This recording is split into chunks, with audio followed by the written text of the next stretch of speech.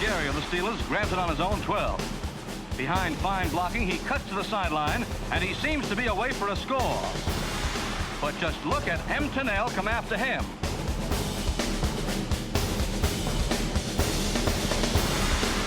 He gets him around the collar on the 1-yard line. Some speed.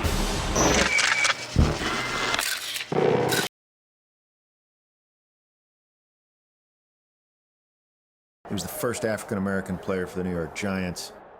He later became the first full-time black assistant coach in the NFL. If they're kicking a 40-yard field, though, that's a long ways. You ain't going to rush him, are you? No, not unless he was the first African-American inducted into the Pro Football Hall of Fame. But to me, the real impact was on the field. A safety who was in charge of sort of roaming and patrolling the outfield. Watch Tunnell play it like Willie Mays. A perfect catch. Quarterbacks at the time talked about Tunnell was one of the best at faking his intentions, disguising his intentions. The quarterback would wait all day, see that Tunnell didn't seem to be spending a lot of time over in a certain area of the field, and throw there and get burned for it.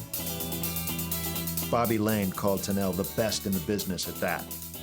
Because of that, he was incredibly successful at not just stopping the other team, but changing games.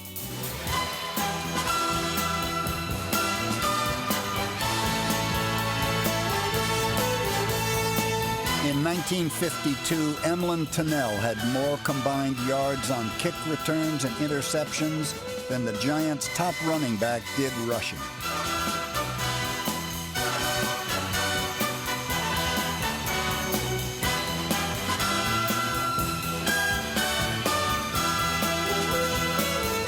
The high punt drops into the waiting arms of Emlen Tunnell, and he does what the New York fans have been hoping for all afternoon as he dodges away from the outstretched hands of the Eagle defenders to romp 72 yards behind good blocking, adding another brilliant run back to his record and a touchdown to the New York side of the scoreboard. He did the thing that coaches tell their players over and over again, get the ball and run with it. There was not a lot of hesitating and jitterbugging. Tunnell got the ball and found the hole and ran to daylight. Sidestepping a full-like charge, Emlen Tunnell takes the ball on the 26. He ducks Arthur Tate's outstretched ice hook, and prancing like a ballet dancer on a crate of eggs, he skates all the way 74 yards over a sheet of ice for a giant touchdown.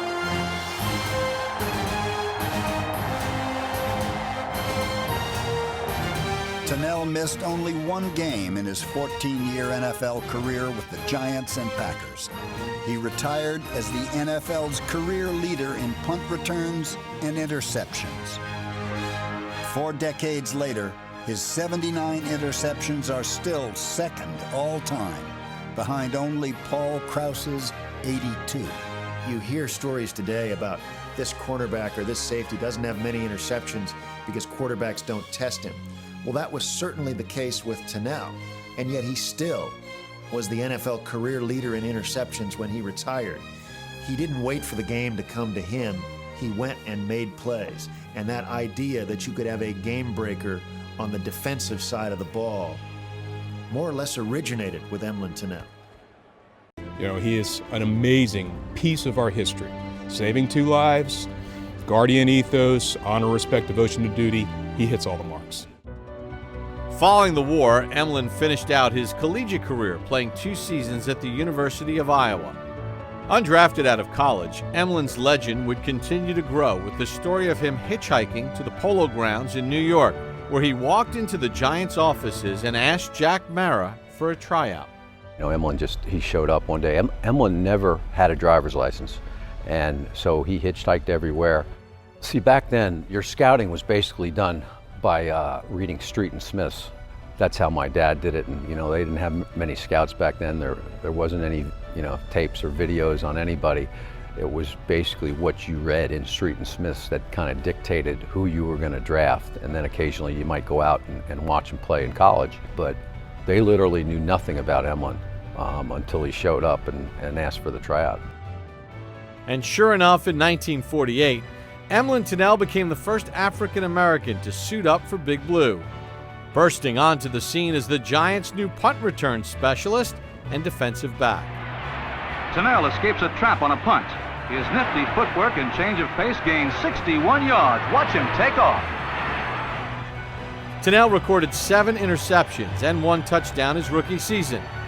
Just the beginning of a legendary career.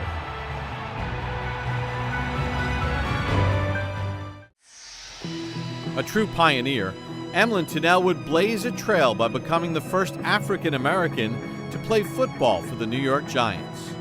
But this breaking of the color barrier brought with it challenging times for the young phenom. After Jackie Robinson was the first black in baseball in '47, he played for the Giants, and he had to go through a lot of prejudice and everything back then. When they used to go on the road, a lot of the hotels would not let African Americans in there, and my dad had to kind of step up and say, well, then you're not letting any of us in because we're not staying.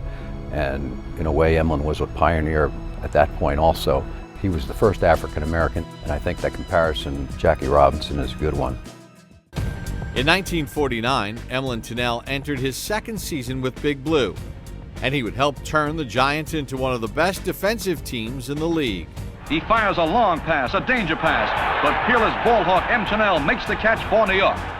We had some pretty iconic players back then. You know, I mean, Emlen played in the same backfield as Tom Landry, and this was when our defense was really kind of at its best. And we had some pretty talented players back then, Emlen probably being the most talented. John Kennedy intercepts. Laterals to Tom Landry, who laterals the pigskin off to Emlen Tunnell, and the Cardinal threat dies. The Giants were all about defense back then. There wasn't a lot of offense, and Emlen was certainly the biggest piece of that whole puzzle. Tunnell would put up career highs in 1949, tallying 10 interceptions and returning 2 of them for scores. He also notched his first touchdown on a punt return.